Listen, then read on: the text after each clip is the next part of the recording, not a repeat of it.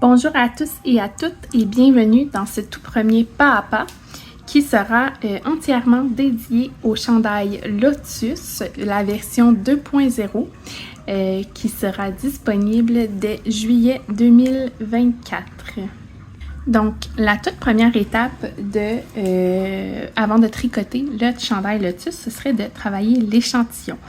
L'échantillon, dans le patron, on demande un échantillon tricoté en rond, puisque la majeure partie du chandail est travaillée en rond. La seule section qui se travaille à plat, ça se trouve avec les rangs raccourcis dans la portion des côtes du col. Donc, pour travailler un échantillon en rond, vous allez voir, c'est tout simple. Plutôt que de travailler en aller-retour, on va créer en fait ce qu'on appelle des loops, donc des longs fils derrière l'échantillon. Puis, dans le fond, pour atteindre l'échantillon de 10 cm, on a besoin de 26 mailles par 40 rangs en 10 par 10. Donc, sans plus tarder, on va monter les mailles selon la méthode de votre choix. Moi, je préfère la méthode du long tail, puis c'est la méthode qui est préconisée dans le patron. Donc, c'est celle-ci que je vais vous montrer. Mais si vous avez une préférence pour un montage tubulaire ou un montage plus élastique, là, utilisez le montage à lequel que vous êtes le plus à l'aise.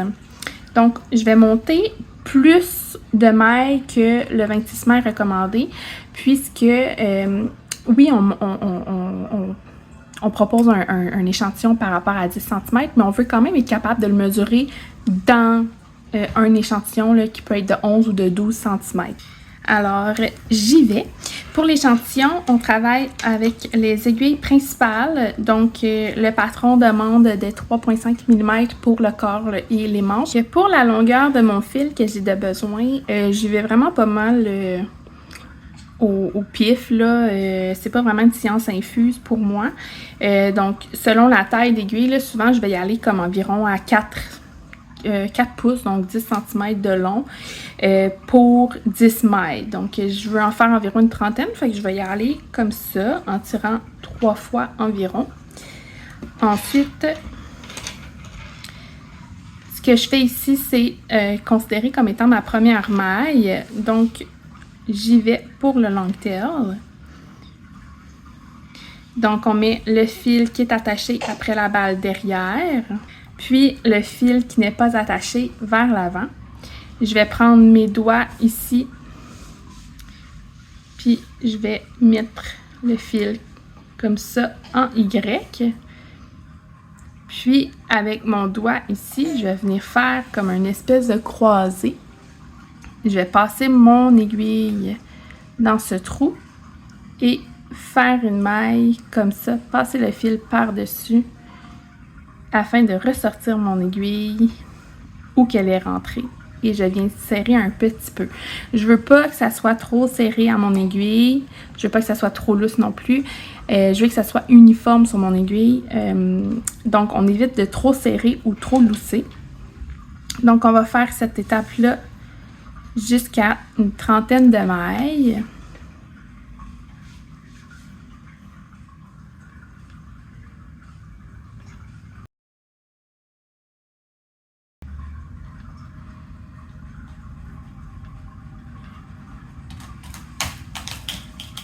Donc, voilà, j'ai monté les mailles, j'ai perdu le compte un peu, là, je me suis rendue à 38. Je vais le laisser comme ça va me donner un petit peu plus de jeu pour bien mesurer.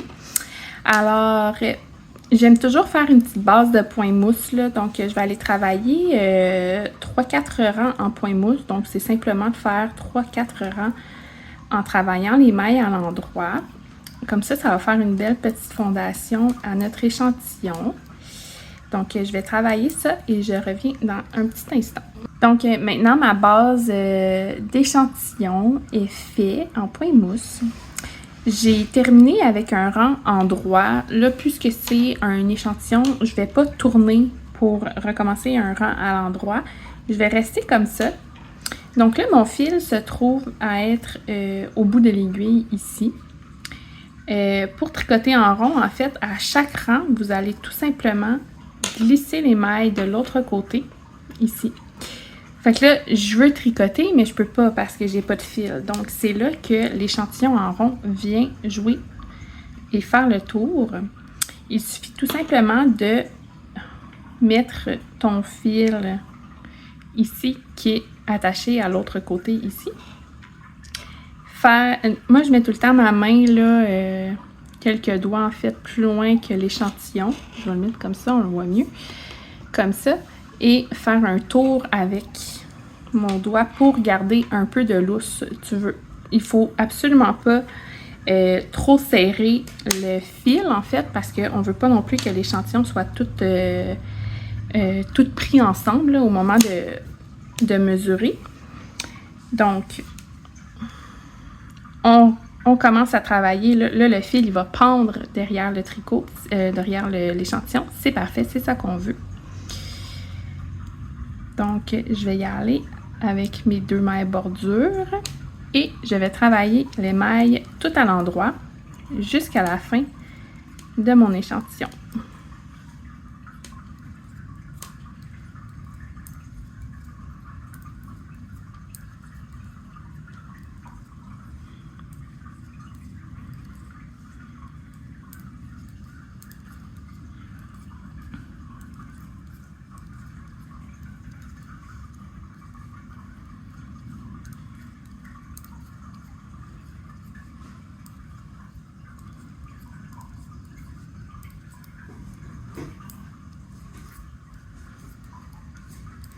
J'arrive à la fin de mon échantillon.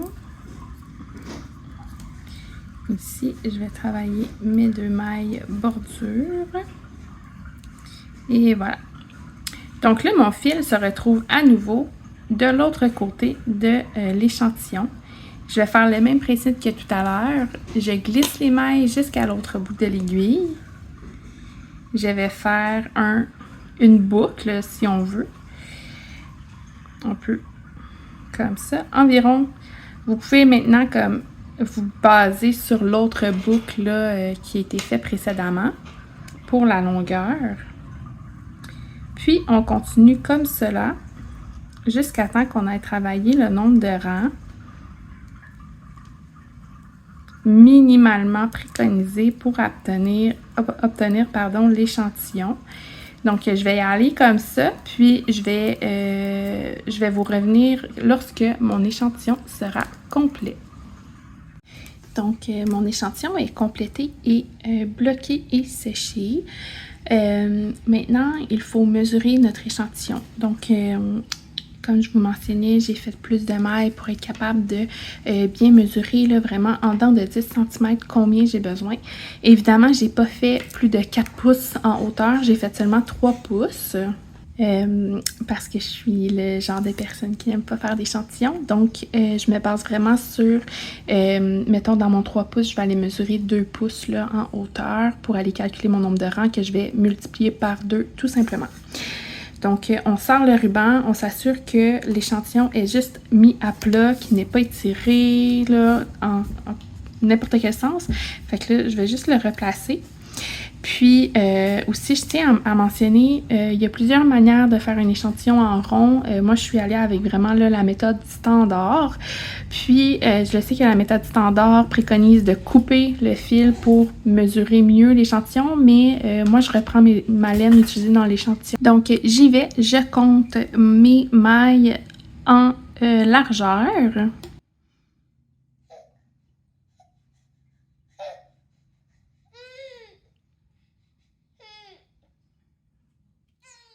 Donc, je me retrouve avec 22 mailles alors que le patron préconise 26 mailles. Donc, déjà là, je vais avoir une différence dans la taille que je vais devoir sélectionner. Ensuite, j'y vais pour la hauteur. Donc, comme je vous mentionnais, je vais aller chercher 2 pouces à n'importe quel endroit que je suis capable d'aller chercher mon nombre de rangs. Pardon.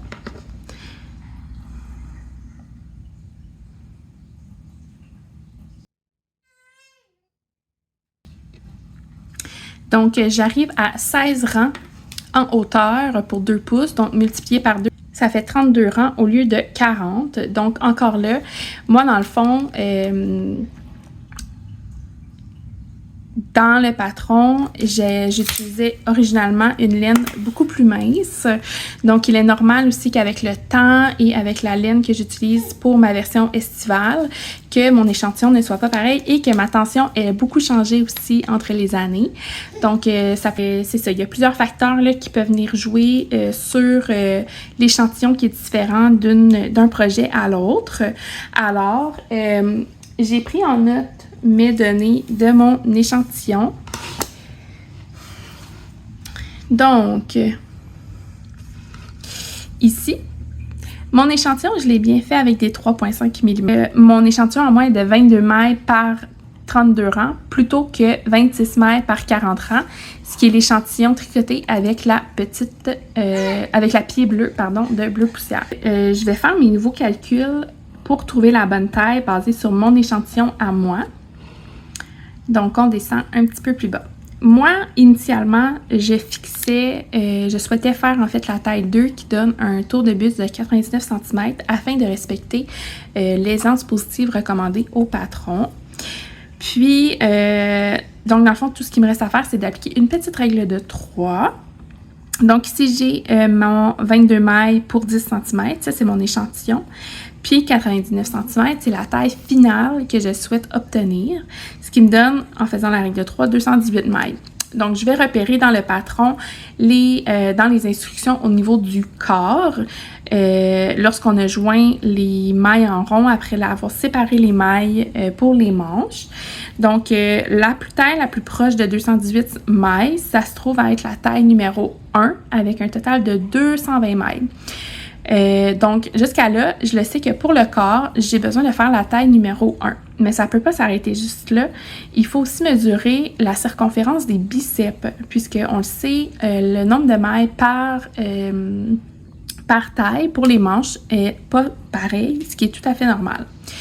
Donc, à ce moment-là, je vais aller chercher je vais aller chercher ma mesure à moi de mon biceps, puis je vais aller y ajouter quelques centimètres d'aisance là, pour avoir un confort là, au niveau de ma manche, puisque moi j'aime pas avoir mes chandails trop serrés sur mes manches. Donc mes biceps au point le plus fort mesurent 33 cm en circonférence. Puis dans le fond, la taille numéro 1 qui a 220 mailles au corps, donne une mesure finale avec le nombre de mailles qu'il y a dans le patron, 29 cm. Mais le 29 cm, il ne faut pas oublier que c'est basé sur l'échantillon d'origine qui est de 26 mailles par 40 rangs.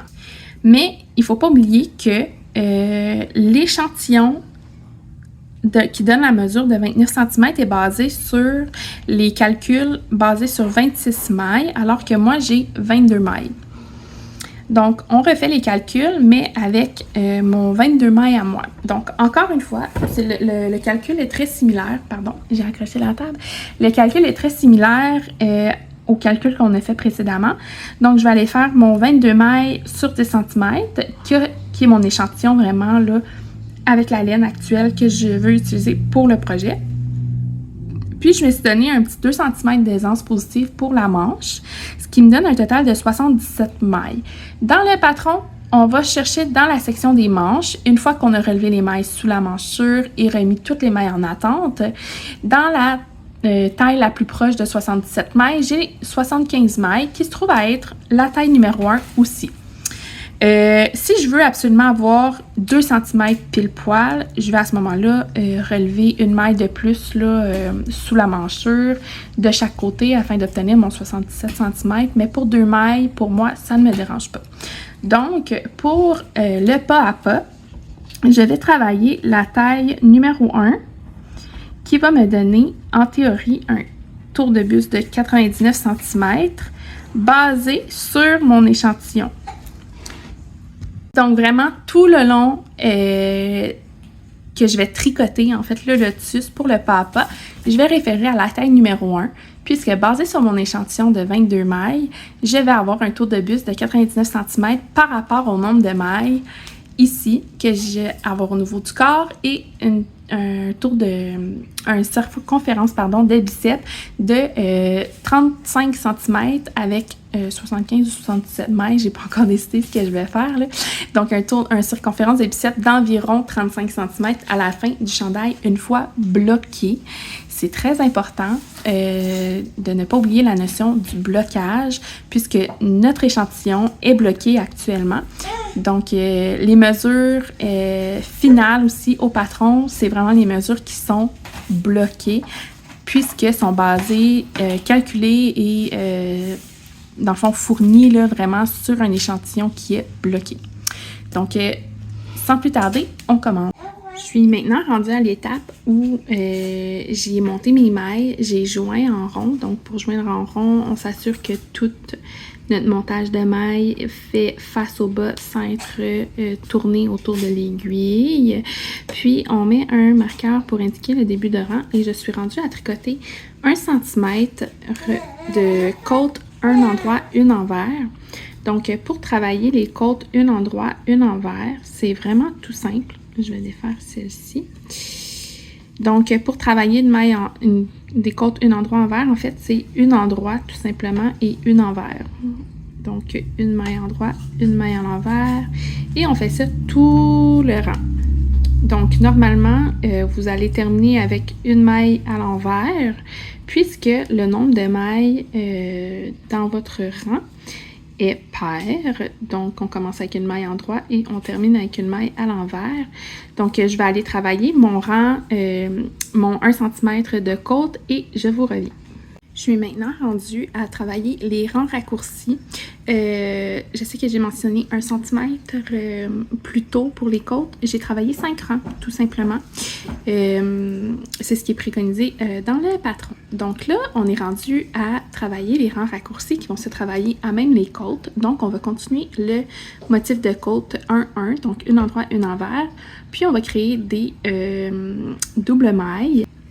Donc, premièrement, pour ma taille, rappelons-le, je travaille la taille numéro 1, je dois travailler en premier des côtes un endroit, un envers sur 20 mailles. Donc, j'y vais.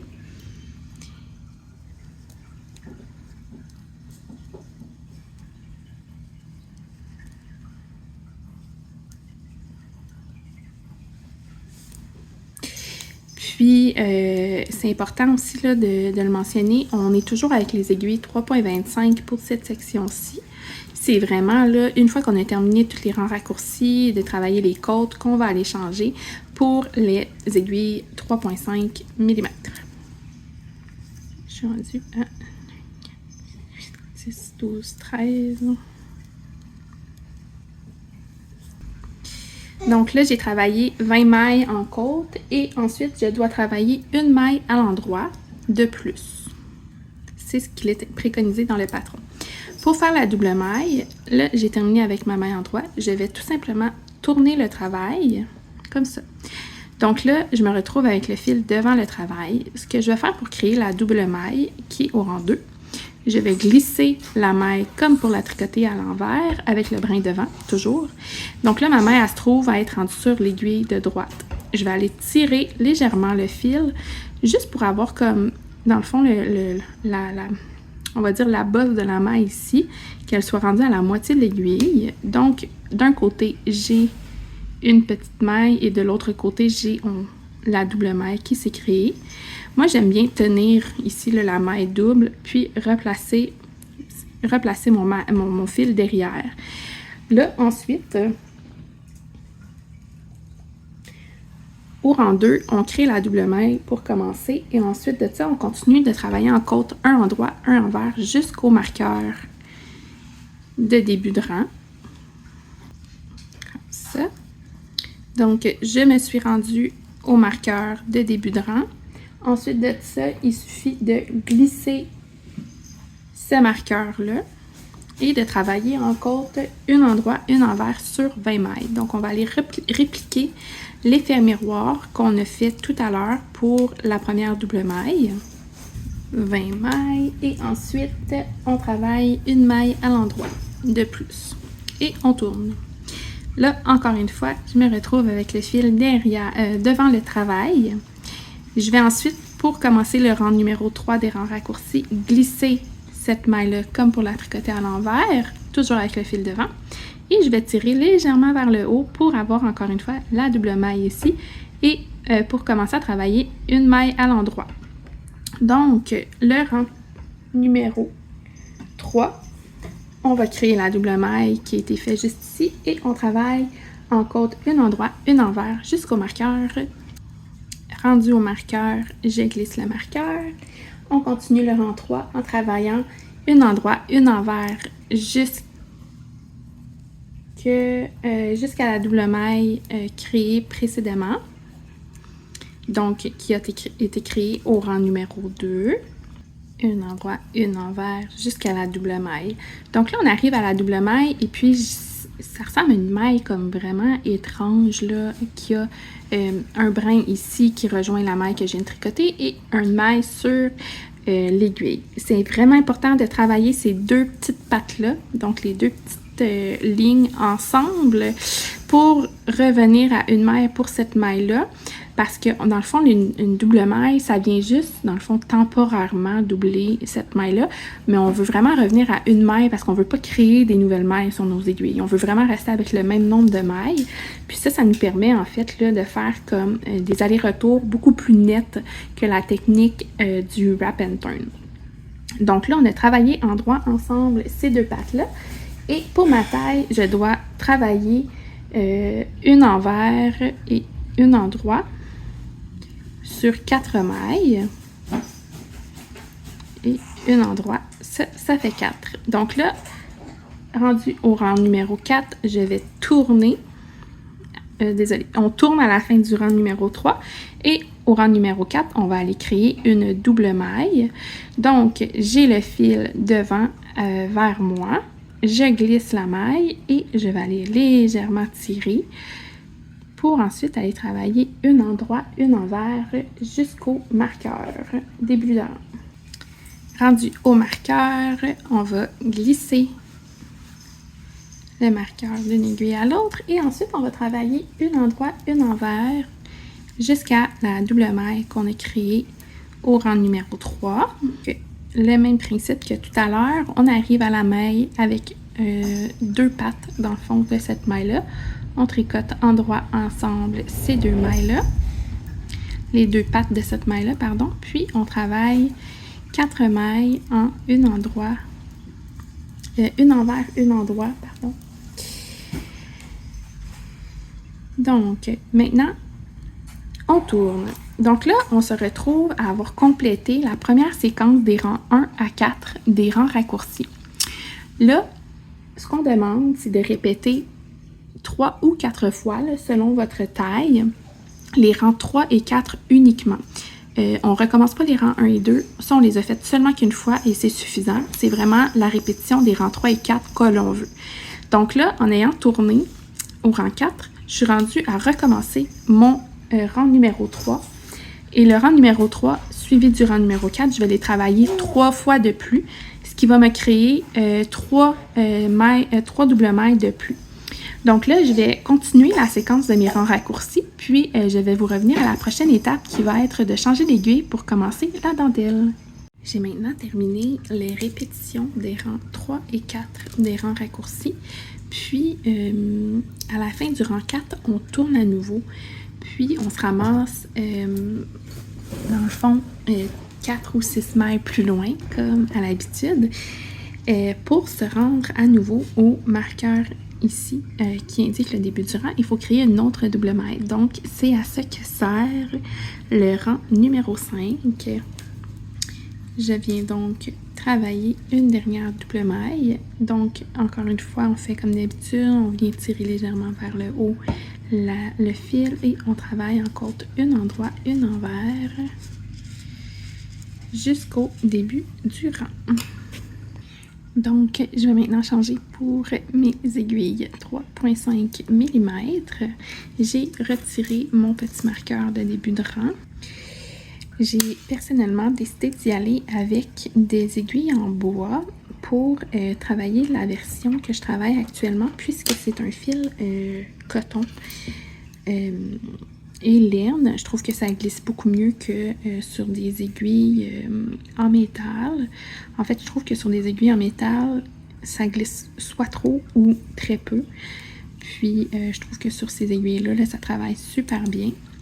Donc là, mon marqueur de début de rang, c'était un petit anneau comme ça, là, mais je vais le changer puisque mes anneaux marqueurs que je vais mettre pour délimiter en fait chaque section de dentelle, c'est des anneaux comme ça, puis je veux un marqueur qui est différent pour mieux différencier la dentelle. Maintenant, nous sommes rendus à la section empiècement de dentelle. C'est légèrement différent, là, les deux premiers rangs pour certaines tailles. En fait, c'est simplement parce que le nombre de mailles est un multiple de 5 plus 6 mailles. Puis, dans la grille de dentelle, nous avons un rang. Le premier rang, c'est de l'augmentation. Donc, nous, pour la taille que je travaille, en fait, la taille 1, la taille 2, 5, 7, 8 et 11, on a deux rangs. Les deux premiers rangs, en fait, là, de dentelle de la grille sont inscrits manuscritement, puis ensuite on commence la grille, alors que les tailles 3, 4, 6, 9, 10 et 12, on commence directement avec le rang 1 de la dentelle. Au fond, ce qu'on fait pour notre première section, pour ma taille, c'est qu'on vient travailler le rang 1 qui va en réalité comprendre une maille de plus que la grille, ce qui est préconisé dans la grille. Donc, maintenant que j'ai travaillé ma première section, j'ajoute un marqueur. Ensuite de ça, ça mentionne de travailler la grille de dentelle jusqu'à la fin du rang. Puis, entre chaque grille de dentelle, insérer un marqueur. Donc là, on y va avec la grille qui comprend 5 mailles. Donc, 1, 2, 3, 4 endroits, une envers. Donc, je vais continuer comme ça à travailler le rang 1 et à mettre des marqueurs à tous les 5 mailles jusqu'à la fin du rang, donc jusqu'à mon marqueur de début de rang. J'en profite alors que je suis en train de travailler mon rang. Lorsque vous allez atteindre la dernière double maille créée au rang 3 et la dernière double maille créée au rang 4, vous allez tout simplement là, la travailler comme elle se présente. Donc, si vous êtes en train de travailler une maille à l'endroit pour votre rang 1 de la grille, travailler endroit ensemble ces pattes-là. Donc, la première double maille, ça va être sur une maille endroit. Donc, j'arrive à ma dernière double maille, je suis rendue sur une maille à l'endroit dans ma séquence de dentelle. Donc, je tricote à l'endroit ensemble ces mailles-là. Puis, je viens terminer ma séquence de dentelle normalement. Donc, maintenant que tous les marqueurs sont placés aux 5 mailles, exception de la première séquence pour certaines tailles, pardon. Ça a l'air d'être un petit tricot avec des grelots. Donc, voilà. Là, on est prêt à travailler le rang numéro 2. Pour certaines tailles, le rang numéro 2 va comprendre des augmentations pour toutes les sections, alors que pour ma taille, la taille numéro 1, c'est d'ailleurs pour cette raison qu'on a déjà 6 mailles à l'endroit à la première section. C'est pour éviter de faire cette augmentation-là à nouveau. Donc, pour ma taille, je vais travailler les 6 mailles dans la première section. Donc, 5 endroits, une envers. Et quand on atteint le marqueur, on le glisse tout le temps d'une maille à l'autre. D'une aiguille à l'autre, pardon. Le rang 2, maintenant, demande de travailler une maille à l'endroit et une augmentation intercalaire gauche. En toute franchise, que vous la faites à gauche ou à droite, le résultat va être le même. On veut juste, en fait, augmenter d'une maille dans chaque section. Donc là, puisque ça demande gauche, je vais faire par la gauche. Donc, pour augmenter intercalaire gauche, on voit ici le petit fil ici. On va aller le chercher de l'avant vers l'arrière avec l'aiguille gauche. Puis, avec l'aiguille droite, on va aller piquer dans le brin arrière pour ensuite le tricoter. Donc ici, on voit, là, ça nous a créé comme une espèce de nouvelle maille qui va vraiment vers là. Et en fait, pour déterminer si elle va du bon côté, on a, c'est un petit peu difficile à montrer, hein? la patte qui débute la boucle est vraiment vers l'avant, qui commence vers la gauche et elle passe derrière ensuite. Après ça, on continue avec 3 mailles à l'endroit et une maille à l'envers. Donc ça, c'est pour le rang numéro 2. On va aller créer cette séquence-là pour chacune des sections entre les marqueurs. En fait, moi, ce que je veux faire, c'est au moins les points de base avec vous. Donc, maille endroit, maille envers, l'augmentation intercalaire, la 2 endroits ensemble, le jeté, la maille torse, le glisse-glisse tricote et la double diminution centrée. Puis aussi, une fois qu'on a fait les rangs, dans le fond, 2 à 9 ensemble, je vais mettre tout ça sur pause, puis je vais reprendre avec vous seulement au rang 17, puisque le rang 17, il y a une particularité, tout comme le rang 49. Puis le reste du travail devrait se faire vraiment là, très légèrement là, en suivant chaque maille après maille.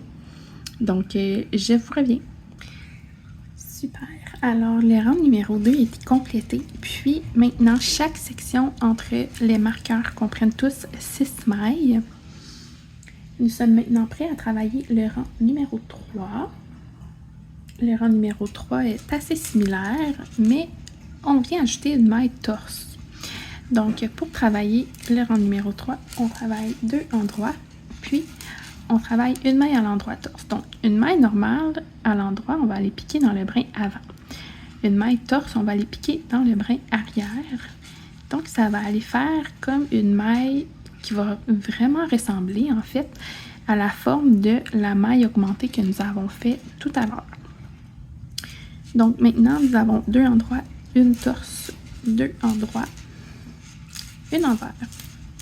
Puis, on continue cette répétition-là entre chaque marqueur jusqu'au marqueur indiquant le début du rang. J'ai voulu faire ma maille à l'envers un peu trop tôt. Donc, je continue le rang et on se revoit au rang prochain. Maintenant, rendu au numéro 4, on commence la première fleur. Donc, on commence avec une diminution de 2 endroits ensemble. Donc, pour travailler 2 mailles à l'endroit ensemble, on va piquer dans le brin avant des 2 mailles concernées. On va les tricoter ensemble, puis on repasse le fil vraiment vers l'avant. Puis, comme ça. Maintenant qu'on a travaillé une diminution, on veut aller remettre le nombre de mailles au bon nombre, donc on vient faire un jeté. Pour faire un jeté, on vient tout simplement mettre le fil dans le fond sens contraire d'une horloge pour venir créer une nouvelle maille. Puis on va travailler une maille torse. On refait la même chose, une augmentation jetée et un glisse-glisse tricote. Il y a plusieurs manières de le faire. Là, moi, je l'y vais avec la façon standard. Donc, on glisse 2 mailles, une à la suite de l'autre. Donc, les mailles se trouvent à être comme ça sur l'aiguille. On prend l'aiguille de gauche, on pique dans le brin de ces 2 mailles-là et on les tricote endroit ensemble. Donc, on a fait notre première séquence de dentelle. On recommence 2 endroits ensemble. Jeter, une endroit torse, jeter et glisse-glisse tricote. Donc, on continue cette petite séquence-là dans chacune des entre chaque marqueur. Maintenant, rendu au rang numéro 5, on va aller travailler la même chose qu'au rang numéro 3. Donc, c'est 2 endroits. Vraiment, quand on arrive à la maille jetée, moi, je la tricote normalement comme ça. Je sais qu'il y a des gens qui vont préférer aller la travailler dans le brin arrière, mais je trouve que ça vient fermer le jeté, puis que ça réduit vraiment l'effet. Donc, moi, je vous suggère pour ce patron-ci de travailler comme une maille normale, donc en piquant de l'avant vers l'arrière, et de ne pas tricoter le jeté en torse afin de conserver vraiment l'allure souhaitée et avoir vraiment un top ajouré avec la dentelle de fleurs. Donc, on se rejoint au marqueur de début de rang. nous sommes maintenant rendus au rang numéro 6 qui est très similaire au rang numéro 4. La seule chose qui est différente, c'est les diminutions qui sont inversées. Donc, plutôt que de commencer avec 2 endroits ensemble, on va commencer avec un glisse, tricote. Comme ça. Ensuite, on fait notre petite augmentation. Une maille endroit torse, un jeté et ensuite, on va faire 2 endroits ensemble. Puis, on n'oublie pas de terminer avec notre maille à l'envers. Donc, on va y aller comme ça jusqu'au marqueur indiquant le début du rang. Donc, j'ai travaillé le rang 7 et le rang 6 et le rang 7 hors caméra. Je suis maintenant prête à travailler le rang 8. Le rang 8, on demande de faire un endroit, une augmentation intercalaire gauche. Puis, ensuite de ça, on va faire une double diminution centrée. Pour faire la double diminution centrée, il faut simplement, dans le fond, on va diminuer de 2 mailles en travaillant 3 mailles. Puis, on diminue 2 mailles, mais on fait 2 augmentations dans cette section-là. Donc, j'ai fait ma première augmentation ici. Pour la double diminution centrée, je vais glisser les 2 mailles suivantes à endroit ensemble, d'une aiguille à l'autre. Je vais travailler une maille à l'endroit.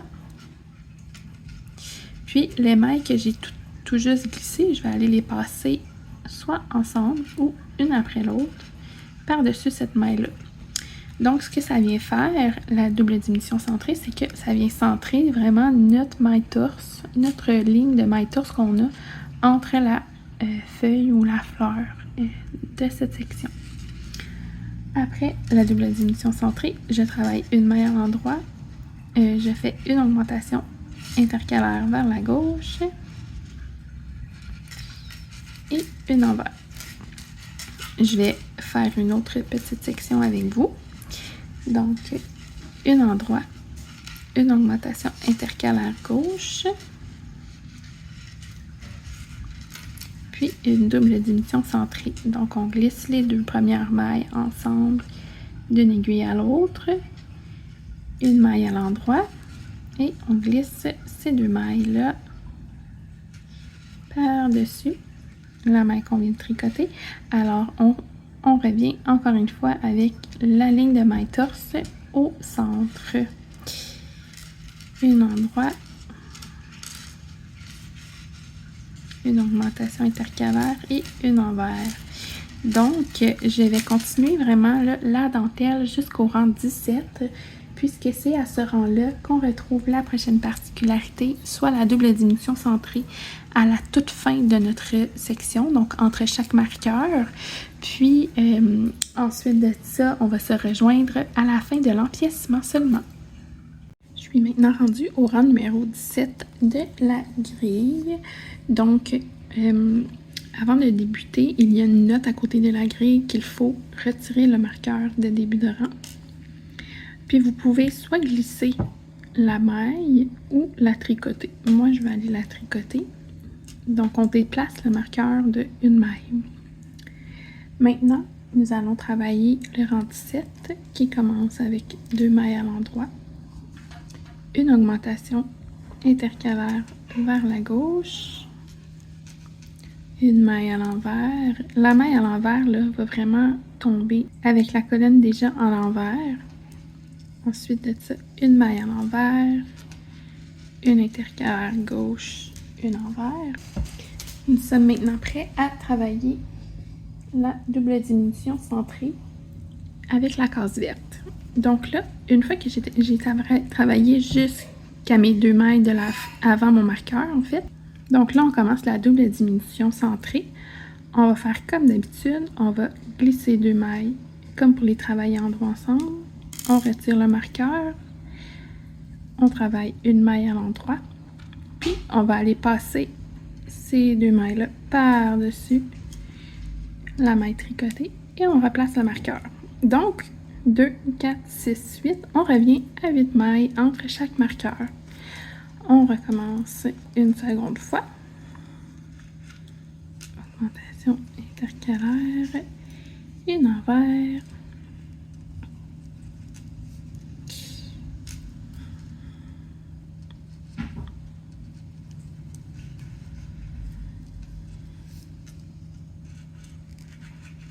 On retire le marqueur, on travaille une maille à l'endroit et on glisse ces deux mailles-là, puis on replace le marqueur. Donc, je vais continuer mon rang jusqu'à ma dernière section avant mon marqueur de début de rang, puis je vous reviens. Je suis maintenant rendue à la dernière section avant le marqueur début de rang. Je vais alors travailler mon rang jusqu'à 3 mailles avant le marqueur.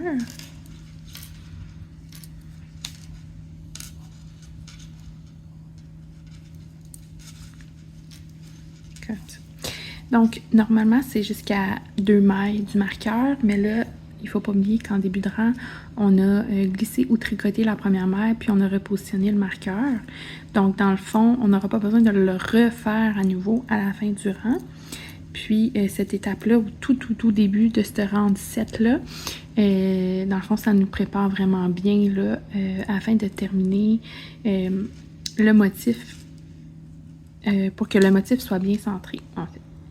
Donc, voilà, je travaille tout simplement ma double diminution centrée.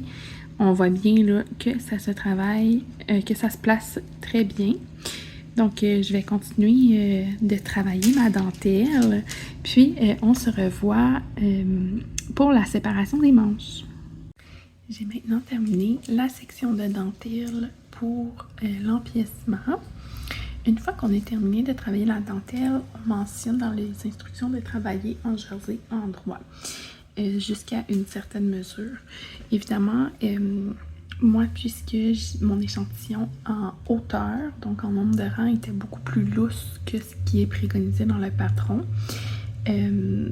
j'avais déjà atteint cette mesure-là avant même là, de commencer à travailler en jersey endroit.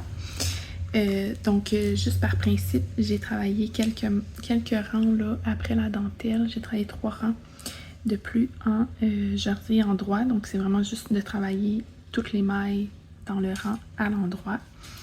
Puis, je suis rendue à mesurer, dans le fond, afin de vous montrer là, où qu'on mesure exactement. Là, dans le cas du chandail Lotus, qu'on mesure en dessous des côtes sur l'avant, sur le côté ou derrière, la mesure va être pareille puisque les rangs raccourcis sont vraiment travaillés dans les côtes, donc ça ne vient pas impacter la hauteur de la dentelle. Donc, vraiment, par simplicité, dans les instructions, j'ai mentionné de mesurer sur l'avant, en dessous des côtes. Donc, ça exclut les côtes du col. Puis, pour la mesure, c'est extrêmement important de ne jamais étirer le tricot en hauteur comme ça pour détendre la dentelle. C'est vraiment important parce que ça peut venir fausser, premièrement, la donnée que vous allez obtenir.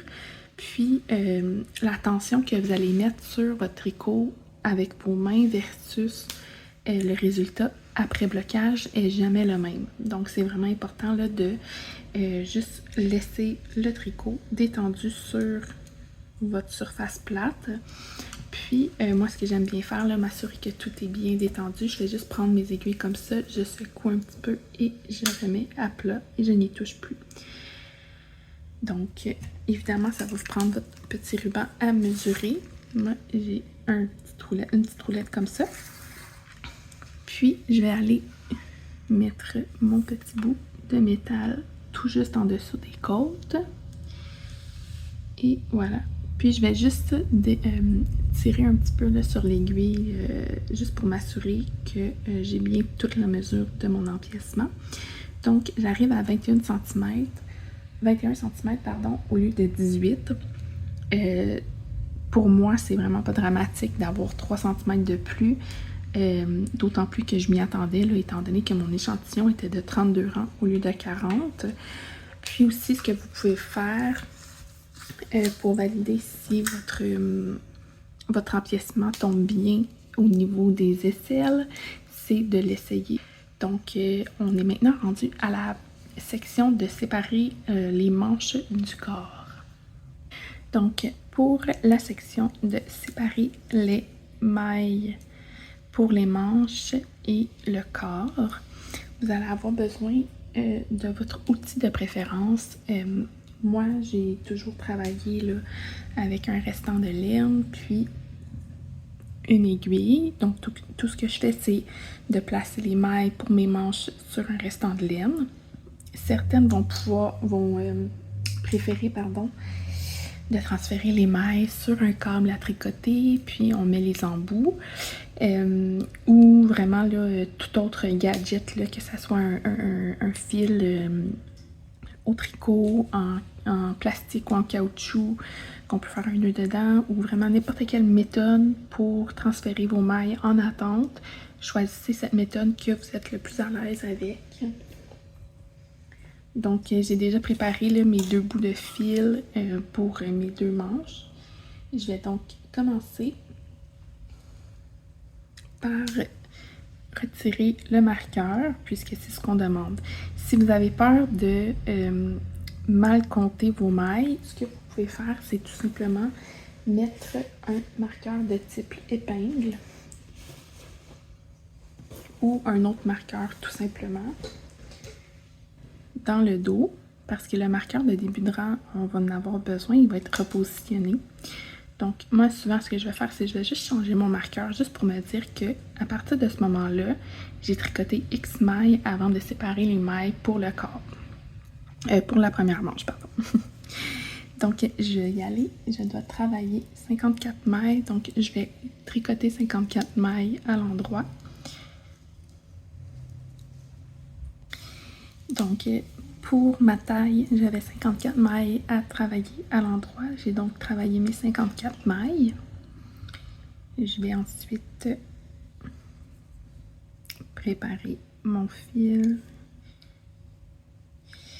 Puis, dans le fond, le fil, là, si vous choisissez d'y aller avec un restant de laine, là, moi, souvent, je laisse toujours un restant de balle de laine là, de mon projet que je viens tout juste de terminer dans mon sac de laine. Comme ça, je peux tout le temps avoir un petit fil de laine là, sous la main à n'importe quel moment.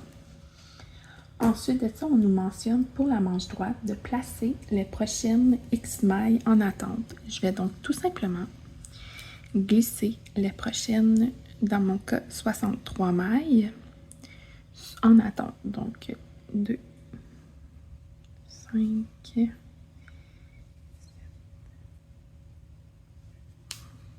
j'ai maintenant terminé de transférer mes 63 mailles sur mon fil de laine en attente.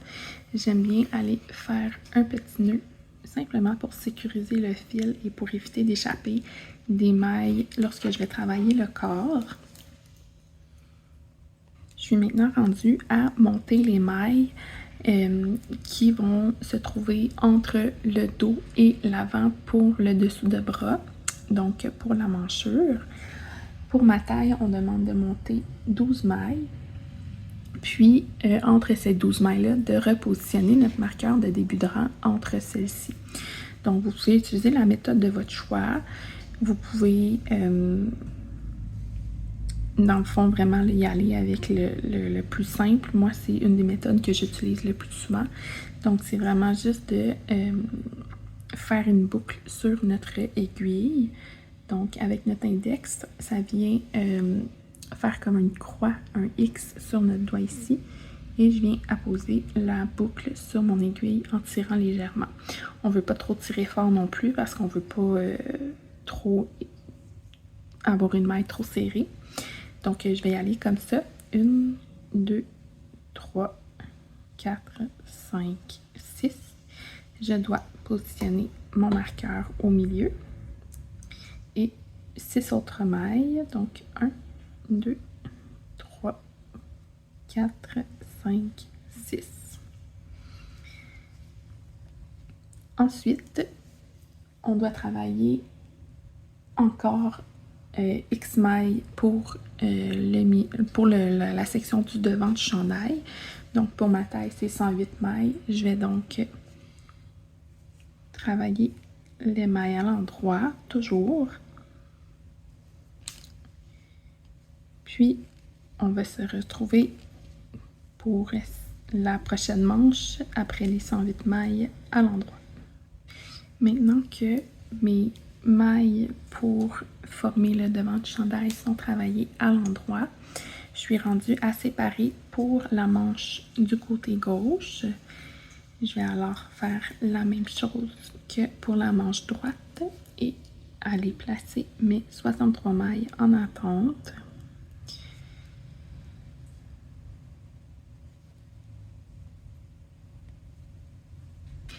Maintenant que mes 63 mailles pour ma manche gauche sont placées en attente, je viens fermer mon fil avec un petit nœud. Puis, il me reste à monter les mailles pour la manchure. Ici, on y retrouve une petite particularité dans les instructions. Si vous décidez de travailler le corps droit, donc sans augmentation sous les amanchures, faites juste monter le nombre de mailles sans repositionner un marqueur au milieu de ces mailles-là. Toutefois, si vous souhaitez un corps en forme de A, donc qui a des augmentations sur chaque côté là, à un rythme de quelques centimètres, venez positionner un marqueur de mailles au milieu de ces mailles-là afin là, de repérer le bon endroit où faire les augmentations. Moi, puisque je vais travailler une forme droite, là, je vais tout simplement monter mes mailles, puis pas tenir compte de cette notice-là. 2, 4, 6, 8, 10, 11, 12. Puis, je vais aller travailler les mailles à l'endroit jusqu'à mon marqueur de début de rang. Si, comme moi, vous avez repositionné un marqueur de maille au milieu du dos, retirez celui-ci. C'est plus lui le marqueur de maille du début de rang, ça va vraiment être celui-là qu'on a positionné en dessous de la manche droite. J'ai donc travaillé les mailles à l'endroit jusqu'à mon marqueur de début de rang. J'ai bien retiré mon marqueur qui se trouvait au milieu du dos, lequel que j'avais remplacé là, tout à l'heure. Je suis donc rendue à travailler en rond, en jersey en droit. Donc, on tombe dans la mer de jersey. Je vais, pour la vidéo, je vais terminer tout simplement cette balle-là pour le corps. Puis ensuite, je vais vous montrer comment travailler la manche. Maintenant que j'ai terminé ma première balle au niveau du corps, j'ai à peu près là 4 pouces au corps. J'ai tout simplement mis mes aiguilles en attente. Si vous n'avez pas d'embout pour retirer les aiguilles, là, simplement pour que ça soit moins dans le chemin pendant qu'on travaille la manche, souvent les aiguilles vont proposer là, comme... je sais pas si tous les types d'aiguilles ont ça, mais de mémoire, oui. Comme des petits trous là, au niveau de l'embout, vous pouvez passer un marqueur de maille en attachant les deux extrémités ensemble, comme ça bloque les mailles et ça évite qu'elles tombent des aiguilles. Donc, on commence avec n'importe quelle des manches. Les instructions sont pareilles, puisque pour mes aiguilles en bambou, j'ai pas d'aiguilles sur une petite circonférence. Je retourne à mes Chiaogu. Je vais placer mes mailles qui sont en attente sur mon aiguille. Donc, vous pouvez les compter là, au fur et à mesure que vous les placez sur l'aiguille. Moi, j'aime bien laisser le fil que j'ai glissé dans les mailles, en fait, pour mettre mes mailles en attente. Je trouve que c'est plus facile à relever pour les mettre sur notre aiguille avant de commencer à travailler. Puis, une fois qu'elles sont toutes placées sur l'aiguille, puis que j'ai confirmé là, que j'ai le bon nombre de mailles sur mon aiguille, je vais retirer le fil évidemment là, pour ne pas le laisser là. Maintenant que toutes mes mailles sont sur mon aiguille, je vais simplement tirer sur le fil et revalider une dernière fois là, que toutes mes mailles sont bel et bien sur mon aiguille, puis qu'il n'y a pas de maille là, qui est tombée. Donc, j'ai ma seconde pelote ici. On va avoir besoin d'un petit marqueur de maille et évidemment de votre travail. Donc, dans les instructions, on mentionne de commencer au coin inférieur droit, c'est-à-dire que quand on positionne notre travail comme ça, le coin inférieur droit, c'est vraiment ici. Donc, ça sera à la dernière maille qu'on a montée pour les mailles montées là, entre la manchure. Ce que j'aime bien de la méthode de montage de mailles que j'ai utilisée, c'est que ça vient créer des petites boules ici, là, comme ça ressemble à des mailles qui ont été tricotées à l'envers. Ce que je vais faire, c'est que je vais aller tout simplement relever en dessous de cette boule-là, donc dans la maille en dessous. Là, vous allez dire, mais Sarah, on perd un rang ou on perd une maille là, pour ce rang-là. Ce n'est vraiment pas grave, ça ne paraît pas du tout. Donc, moi, j'avais 12 mailles pour ma taille, donc je vais aller relever 12 mailles. Toutefois, ça mentionne de placer un marqueur de mailles entre ces mailles-là, donc je vais relever 6 mailles pour commencer. 1, 2, 3, 4, 5, 6. Ensuite, je vais venir placer mon petit marqueur de mailles entre ces mailles-là. Ce marqueur-là, il va être indiqué, il va être utilisé pour commencer le début du rang, en fait. Là, je continue à monter les 6 prochaines mailles.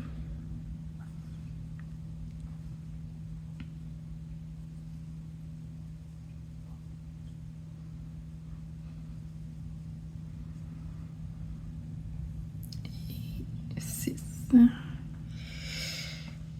Voilà. Donc, les mailles pour la manchure sont maintenant montées. Là, vous voyez, si on joint tout de suite toutes les mailles ensemble, ça va venir faire un trou ici.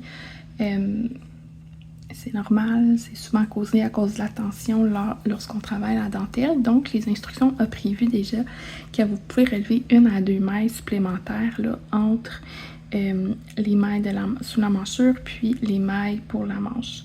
Il n'y a pas vraiment de recette gagnante, c'est vraiment essai-erreur pour relever des mailles. Toutefois, il faut vraiment que vous vous assurez que si vous avez relevé une maille sur chaque côté, que vous la diminuez tout de suite ou au prochain rang, là, vraiment pour conserver le bon nombre de mailles avant de commencer la manche. Donc, j'y vais par essai-erreur.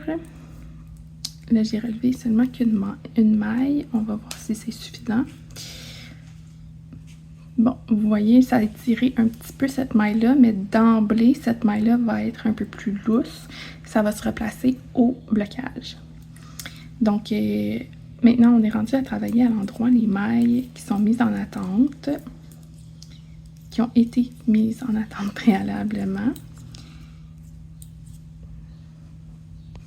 Donc, j'ai terminé de travailler les mailles que j'avais en attente. Je suis rendue encore là au joint où est-ce qu'il y a les mailles qu'on avait mis en attente et les mailles sous la manchure. Encore une fois, il n'y a pas de recette gagnante là, pour éviter qu'il y ait un gros trou là, pour relever les mailles. Donc, je vais faire un essai-erreur encore une fois. Et je vais tout de suite la diminuer. Là, on voit que ça crée encore un trou. Donc, il va peut-être falloir que je pense à détricoter ma dernière maille. Je vais la remettre en attente, là, le temps que je relève une maille plus proche d'elle. Tricoter ces 2 mailles-là ensemble. Je vais faire un GGT à la place. Je crois que ça va être un peu plus joli. Puis, je vais relever une maille ici. Bon. Donc, c'est quand même beaucoup plus acceptable ici. Si jamais vous voyez là, que ça ne se règle pas le trou, vous avez toujours le fil ici là, que vous allez devoir rentrer à la fin du projet, que vous allez pouvoir comme refermer le trou avec. Il y a toujours cette option-là. C'est vraiment là, selon ce que vous êtes le plus à l'aise. Donc là, j'avais relevé 2 mailles, je les ai tout de suite diminuées. Donc mon nombre de mailles avant de commencer la manche sera bien celui qui est indiqué dans le patron. Donc on travaille ensuite les mailles à l'endroit jusqu'au marqueur indiquant le début du rang. Tout ce qu'on a à faire, moi en fait je veux tricoter la version manche courte. Donc pour la version manche courte, j'ai simplement à tricoter en rond à chaque endroit. Donc toutes les mailles à l'endroit pendant 13 cm. Je vais valider sur moi si 13 cm ça me convient avant de travailler les côtes de la manche. Puis, si ça ne me convient pas, je vais tout simplement allonger. C'est ça la beauté des mesures, en fait. C'est surtout les longueurs qu'on peut modifier. Si 13 cm, ça ne vous convient pas, vous pouvez allonger, raccourcir sans problème. Vous avez simplement à faire plus ou moins de rangs afin d'atteindre la mesure que vous souhaitez. Un petit truc que j'aime bien, quand que j'ai deux à faire, donc quand j'ai une paire à faire, donc 2 manches, 2 chaussettes. Pour le nombre de rangs, en fait, ce que j'aime bien, c'est que j'ai toujours une petite pile là, de marqueurs de mailles de type épingle, donc qui va s'ouvrir et se refermer. Puis, quand je tricote 10 rangs à l'endroit, je vais venir épingler sur n'importe quelle maille là, pour indiquer que, OK, j'ai 10 rangs de terminer ici. Donc, on va se ramasser avec une petite guirlande là, de mailles épingles sur peu importe le bord de la manche que vous allez faire. Comme ça, ça m'indique combien de rangs que j'ai fait pour atteindre la mesure que je souhaite, afin de répliquer la même chose identiquement sur la deuxième manche ou la deuxième chaussette, c'est le même principe. Donc, je me garde tout le temps une petite épingle, là, une petite pile d'épingles comme ça dans mon sac à tricot, surtout quand je tricote des chandails. Donc, je vais travailler en rond. Donc, je suis rendue vraiment là, au rabat de mes mailles pour la manche. J'ai mis un marqueur de mailles à tous les 10 rangs. Dans le fond, je me suis rendue vraiment à 13 cm. Là. Finalement, c'est une mesure qui me convient pour cette forme de chandail-là. Pour mesurer, on mesure vraiment à partir de la ligne ici des mailles que nous avons relevées. On s'assure que le tricot est à plat. Puis, on va aller mesurer à partir d'ici. Juste passer ça ici. Puis, on n'étire pas. Là. On ne veut pas étirer. On veut vraiment que les mailles soient bien à plat. Et voilà. Donc, j'ai travaillé 13 cm en jersey. Puis, j'ai travaillé ensuite là, 6 rangs de côtes. Un endroit, un envers. Puis, il me reste seulement à rabattre les mailles. Donc, je vais répéter la même chose pour la seconde manche. Puis, pour le corps, il me reste vraiment là, juste à travailler les mailles en rond, mesurer à partir du même endroit jusqu'à la mesure que je souhaite. Donc, je vais venir mesurer à partir d'ici jusqu'en bas. Je m'assure que mon tricot soit plat. Puis, ensuite de ça, je vais changer d'aiguille comme que j'ai fait pour travailler les côtes de la manche. Pour des 3,25, travailler quelques centimètres en côte, un endroit, un envers et rabattre les mailles. Puis, ensuite de ça, il va rester les fils à rentrer et à bloquer mon chandail. Donc, j'espère que ce petit tutoriel pas à pas vous aidera à bien réaliser le chandail Lotus.